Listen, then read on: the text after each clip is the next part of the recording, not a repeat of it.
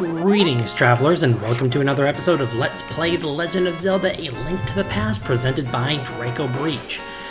Now, we're starting here in the Light World today because there's actually something that we need to do before we head to the next dungeon, or the next palace, the Swamp Palace. And we actually have to come in here and activate that. And we'll see why once we actually get to the palace. But just remember, you have to do that. Okay. That's twice that Octorok almost hit me. But anyway, you'll notice that the water is down here as well. If you do not activate the sluice gate in the light world, this will be filled. And I think we saw that in the previous episode. Anyway, this water here, this would be drained if you did not activate the sluice gate. Link, it is I, Sarasala. Objects exist simultaneously in both worlds with similar shapes. If the form of a thing changes, it will affect the shape of its twin in the other world. So yeah, that's kind of your hint that you need to do something in the light world if you come in here and notice, hey, that looks weird. Anyway, these are called, I just got hit by the blade trap, water tektites.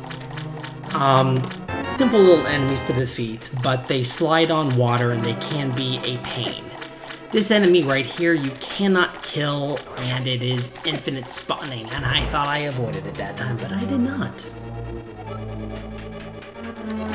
In here, the first thing you want to do is actually bomb this wall. Fortunately, there's actually a bomb refill right there. I am going to get hit by everything in this dungeon. And we get our map. Now, even knowing where you're going in this dungeon, you might want to look at the map because it's not the clearest dungeon. Anyway, get that key and move through here. And in here, we have some interesting things. This trap right here will activate whenever you swing your sword, and it will keep going if you have your sword extended. Fortunately, they are fireballs that your shield can block, so just keep that in mind as well.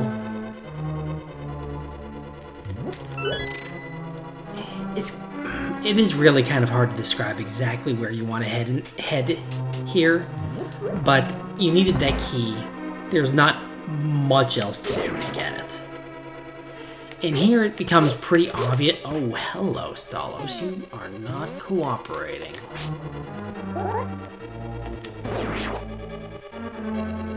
I don't care about that rupee. Reason I'm saying that is because I'm actually going to head in here first. This is kind of a pointless secret because that's all it is. You don't really get much for it. And I am not navigating that inventory as well as I could. You want to push this to activate it and make the little snake head up there spew out some water. So it's kind of like a different sluice gate. I'm having way too much fun saying that, aren't I? I probably don't need to say it that often. Anyway, in here we come across in kind of an interesting room. These things that come out of the little sewer grate vent, whatever, they are infinite spawning, and I tried farming them for a little while in my test file to see if they would drop anything. They don't. Over here, one thing to keep in mind, pushing this block that I'm actually pushing up against right now will make a chest appear. You cannot reach it from this side, and you kind of actually hurt yourself more by pushing that block now. So, yeah. Just so you know, you can push it, it just makes things harder for you. If you push it now, you can get out. But if you pushed it to make the compass treasure chest appear, it would be right here, and you can't push it back out. So, yeah, there's that. Now, there are 2 doors to go through. You don't need to get the compass, just keep that in mind, so you could just skip that. But, you can't go up here yet because you need a key. And that means that we need to get a key. So, let's go find one.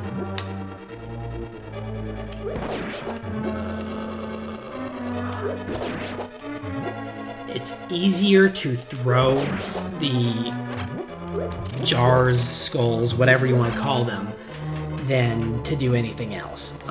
These blocks, unfortunately, you cannot push. So, yeah, you can't get to the other side. Unless... that might be what the key is for. Now, one thing that I have said is that A Link to the Past, this game,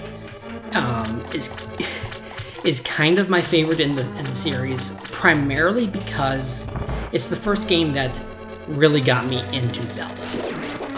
It was the first game that I actually ever 100% completed on my own. So that's kind of the reason why you had to electrify right when I was about to swing. I'm glad I didn't. But anyway, that releases the blade trap so that you can actually access this. Now, the surprising thing is, you might think, oh, these blue blocks are down, so now we can go down through here. But for what we want, yeah, we don't want those blue blocks down. We want them up. You'll see why. But anyway, yeah, The Legend of Zelda: A Link to the Past was the first game that I ever completed on my own to 100%. And part of it was because I just really enjoyed it when I played it back on the SNES when it first came out. It was intriguing, and it was really fun. Since this game, I have completed more games. I think the next game I completed was either Mario RPG Legend of the Seven Stars. Oh, by the way, dead end up here. I just wanted to show that. It was either Legend of the Seven Stars or it was Chrono Trigger. It's hard to remember exactly which one. Oh, in my test file, he did that exact enemy. I believe it's called a Zol. Jumped right over me. That exact same one. So that's it's an interesting coincidence. Now in here,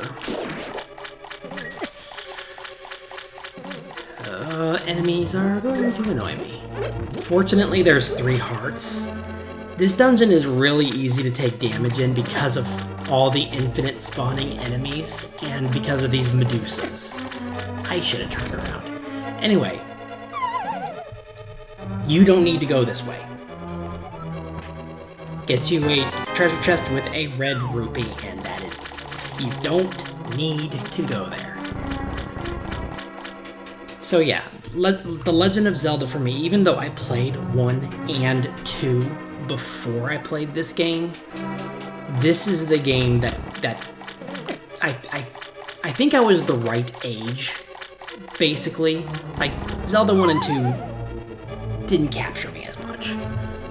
I didn't want to play them as much as I wanted to play this game. But anyway, over here is an important treasure, and that is the big key. Now, you probably noticed what we need this for. But, yeah. This game probably just came out at the right time for me. You'll notice that a lot of people debate what whether it's A Link to the Past or Ocarina of Time, that is the best Zelda game, but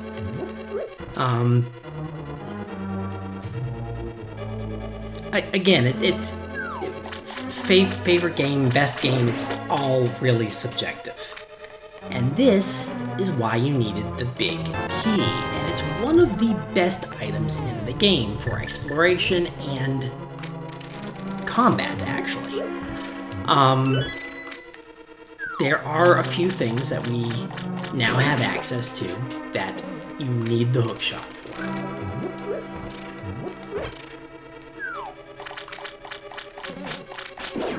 Okay, maybe.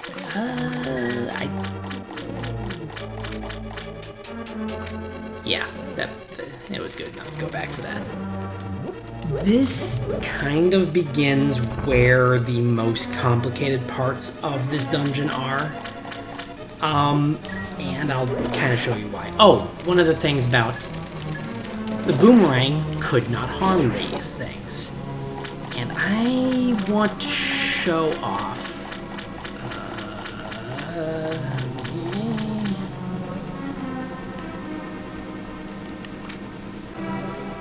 Come on, Bari. There we go. The hookshot can damage them when they are electrified, and it will not harm you. Up under this skull is a switch, but it's one that is pressure activated. You need to do this. Going in here is kind of pointless because it actually leads to a dead end. There's nothing you can do here. So yeah, going in there, going in this room is only to fill out the map, if you feel like you need to fill out the map. And that's another example. You can use the hookshot to take out electrified enemies. It is an incredibly useful item. Going down there, pointless right now.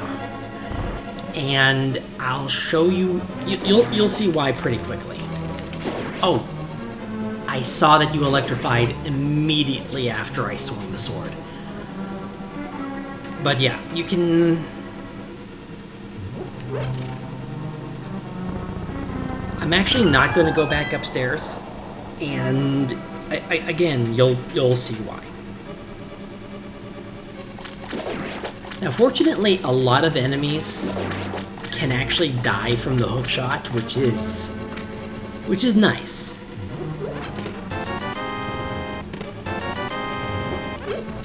So the reason why we don't need to worry, we did not need to worry about going back upstairs, is because this leads to the room that you're going to go to anyway.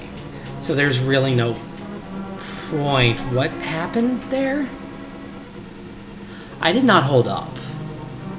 I don't think I did. Maybe I accidentally bumped up at the perfect time. Anyway, in here's a pointless room. You only need it to complete filling in the map.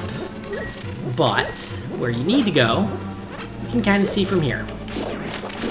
And getting there is kind of interesting because you'll walk along here and there's not another door. You can push all the blocks. They will do absolutely nothing. What you actually need to do is, it's the second one, right? Is just walk through a waterfall. It's interesting. And do not blame you if you get turned around or a little bit misdirected or lost in this dungeon. It does happen. In here, kind of have an annoying situation with the water tektites. You need that key, by the way, because they're kind of hard to hit. There's 3 of them in this room, and I did not want to do what I wanted. Don't want to do anything with only 2 of them on screen. Okay, let's let's get you all 3. And perfect excuse for using a medallion. Unfortunately, I've never really had any luck collecting coins rupees before they disappear downstream. And pay attention to what was happening to those rupees. They were flowing with a current. So just keep that in mind. Unfortunately, I don't really mind using the medallion too much because there's basically a free refill in there as long as you visited that bat who was annoyed by you waking him up and cursed you with half the magic. Yeah. Anyway, boss time. And this boss is kind of interesting. If you just stand still from the side or from in front of him, it's very likely that his little ads are going to hurt you. They take 3 hits each, unless you do a spin attack. But I don't like doing spin attacks against them because they might float back to their master before you have a chance to. And that's what I mean right there. I forgot to move, so it hit me. The boss is really divided into 2 phases. This phase is, in my opinion, the harder phase, and that's because these little ads, like, again, if you forget to move, they will cause you damage. In this phase, took you a moment there, he just does this, and yeah, he's easy. I try to only hit him with spin attacks because it takes 4 hits, and he's gone. Yeah, he's a really easy boss. Did I just pick up that heart without even trying? Okay, so yeah, that's all it took. And I actually had not originally planned this to be like chores between dungeon, chores, dungeon. It's just turned out that way, and it's kind of funny. Anyway, we have rescued our second maiden. Link, because of you, I can escape from the clutches of the evil monster. Thank you. The Triforce will grant the wishes of whoever touches it, as long as that person lives. That is why it was hidden in the Golden Land. Only a select few knew of its location. But at some point, that knowledge was lost. The person who rediscovered the Golden Land was Ganondorf, the evil thief. Luckily, he couldn't figure out how to return to the Light World. Well, remember that you have magical powers which only the hero can make the most of. There are some other magical warping points like the one you saw on Death Mountain. By using them to go between the 2 worlds and find the evils hidden in the Dark World, you are the only one who can destroy Ganondorf, the thief. No, Ganon, the king of evil, the evil king of darkness.